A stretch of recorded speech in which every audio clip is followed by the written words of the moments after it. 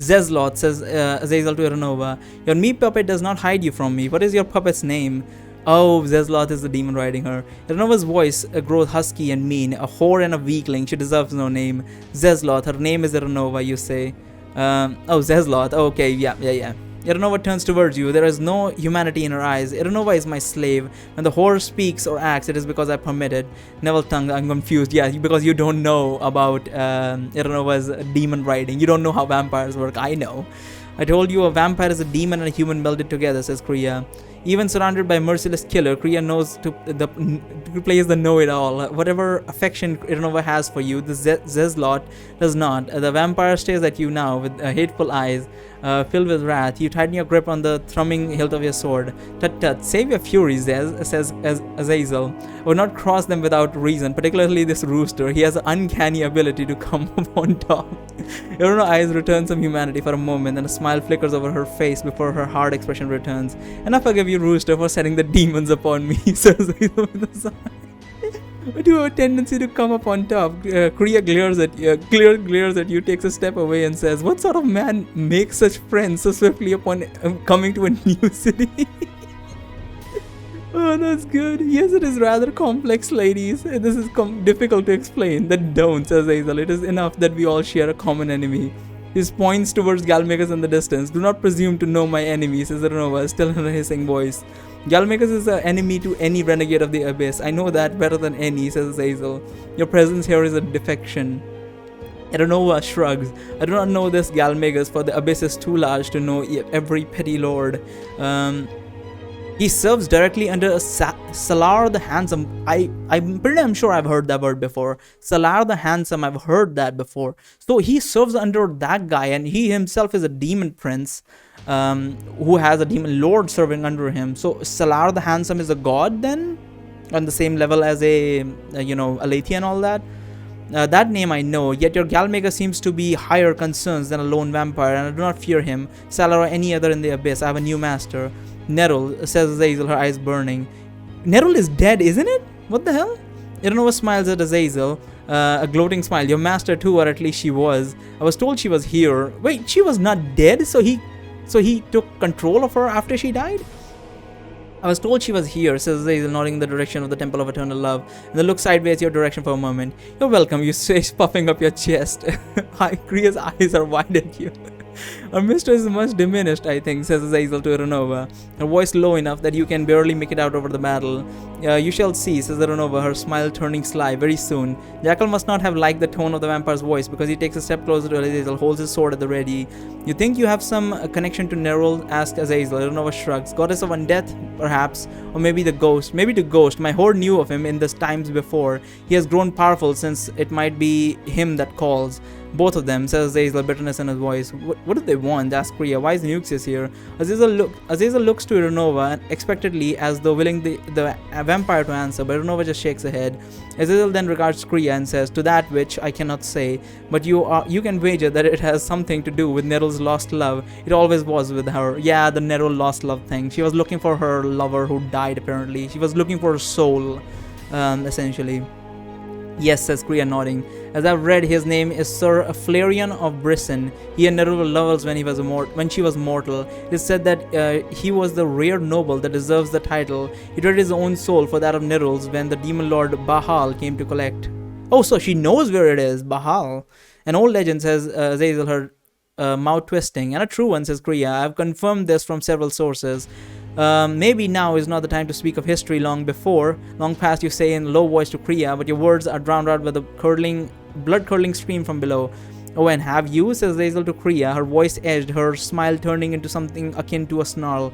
Tell me, pretty conjurer, what else you know about my mistress? Rather than shut her mouth like she ought to, Kriya straightens her back proudly, summons her know-it-all voice, and says that Nerul is a wealthy queen when she was a mortal, spent her fortune, depleted her kingdom trying to rescue Sir Flarion's soul. She turned to the darkest of magic. She forged she forced departed souls back to the material plane using corpses as vessels. She founded necromancy. All that for one man's souls. Must have been one amazing fellow, you say. But maybe we should move on to Nerul summoned and crushed innumerable souls upon seeking the one, says Kriya, interrupting you. Most of the spirits she summoned were from the abyss, since she thought that was where Bahal had taken Florian's soul. When Nerul became a goddess, she made the abyss her home. Seems a bit obsessive, you say. Azazel laughs. Yes, the rooster clucks the truth. Indeed, my mistress stirred up the multiverse, and why not? True love drives greatness or ruin, often both, as I've seen too many. Kriya twists her mouth as she turns from Azazel to gaze out of the battlefield. It seems strange to you that Azazel is pursuing the goddess Nerul, who clearly has irrational priorities. Why it can't be due to sense of loyalty. Yes, Azazel was serving under Azazel was serving under Nerul at one point before we killed Nerul, and I guess made her into a servant from what sounds like it, and she escaped after that.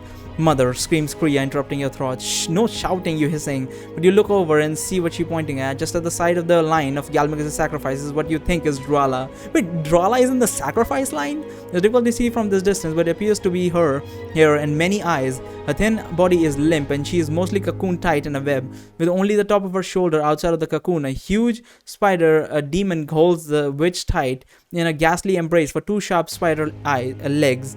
The spider demon, essentially a massive spider, perhaps the size of a draft house, but with a roughly human head with a huge fanged jaws.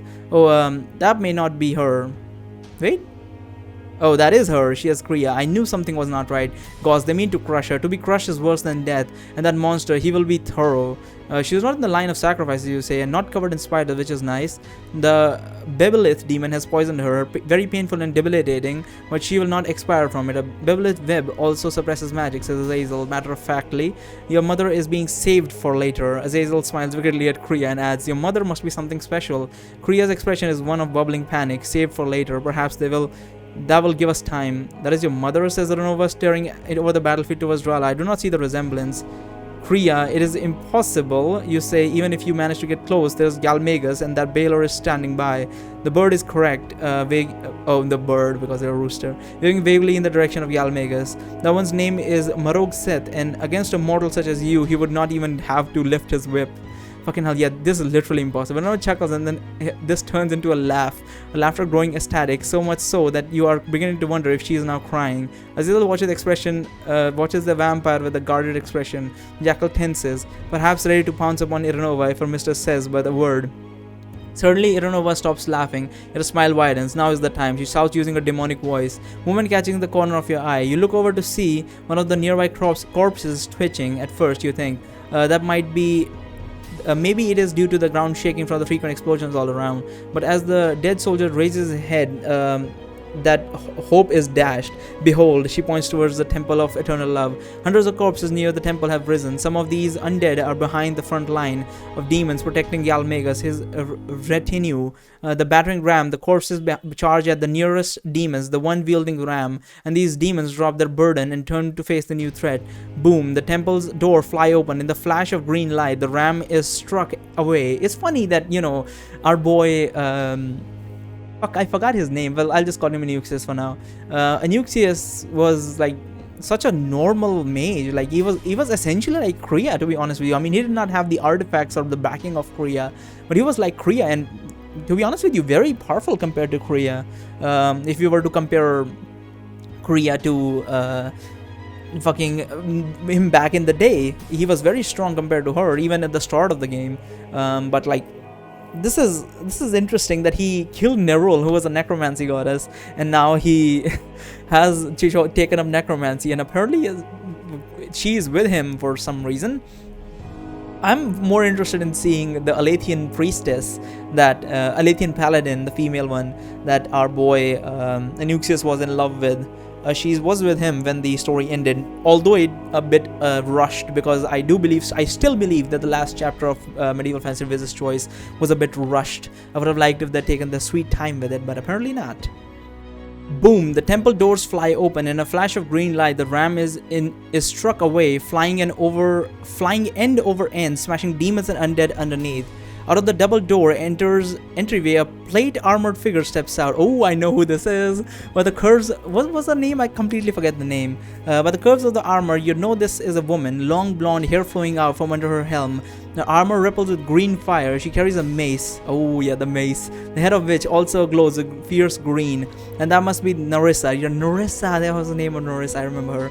And that must be Narissa of Pelennor, cleric of Aletheia, says Azazel. Was a cleric of Aletheia. Azazel corrects. My maker, she's beautiful. Exclaims Iranova with her slithering demonic voice. So many formidable, beautiful women, says a particularly familiar voice in your mind. You must be in paradise.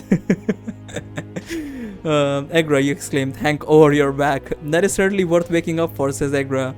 There's a ring of steel from behind, and you turn to see Jackal cutting down one shambling undead after the other. The dog demon appears to be guarding your rear pretty well on his own. Indeed, Azazel does not appear concerned, as she is not even watching him.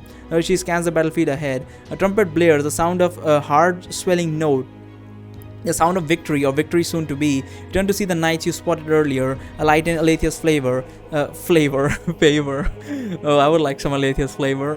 There are more than knights, you realize. They're paladins, and at the head of the charge is what must be Maiden Avis, her armored body glowing fiercely, her massive sword bathed in with white fire, far larger than anything your own Alathian blade has ever summoned. Azazel laughed. Ah, there's our favorite priestess, Rooster. We have both enjoyed her company, have we not? She's brave and pits herself against Galmegas, you say. She deserves better than your mockery. Obviously, you do not know a tool when you see it, says Azazel, rolling her eyes at you, and returning her attention to the advancing Alathians.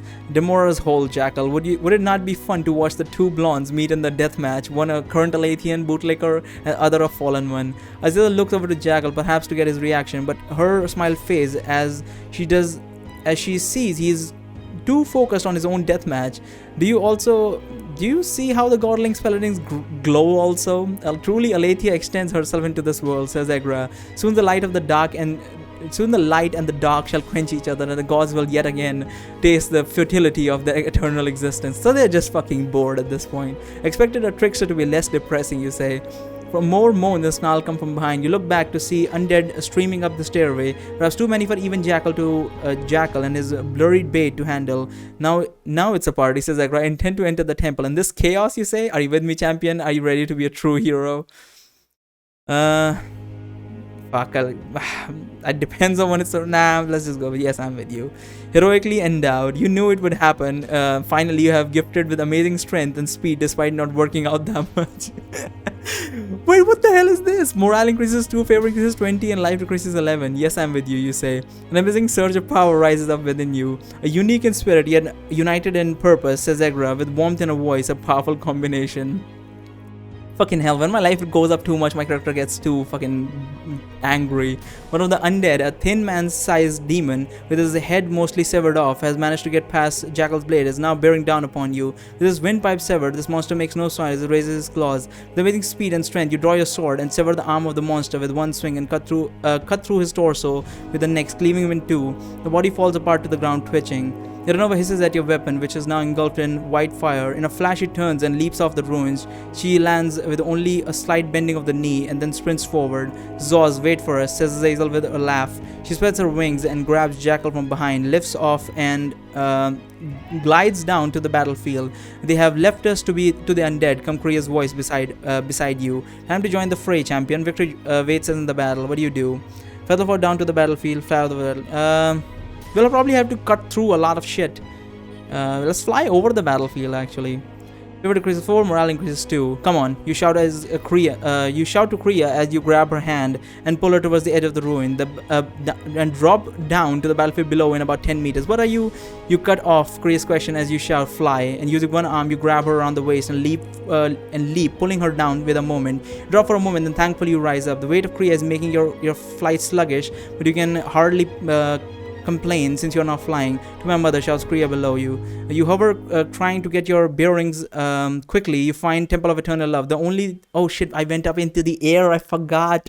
Shit, fucking Zelva must be up there. I was thinking like maybe some flying demons are there. I forgot Zelva was up there as well. You hover, trying to get your bearings quickly. You find the Temple of Eternal Love, the only building standing. Drala will be to the left of that. Crack. Lightning shoots down from above, striking the ground. as you fly. You fly as your witch fires spells. Oh, because she was firing, okay. But I feel like Zelva should step in any moment. You fly as your witch fires spells, says Agra. Such a fine team we are. Kriya, save your power.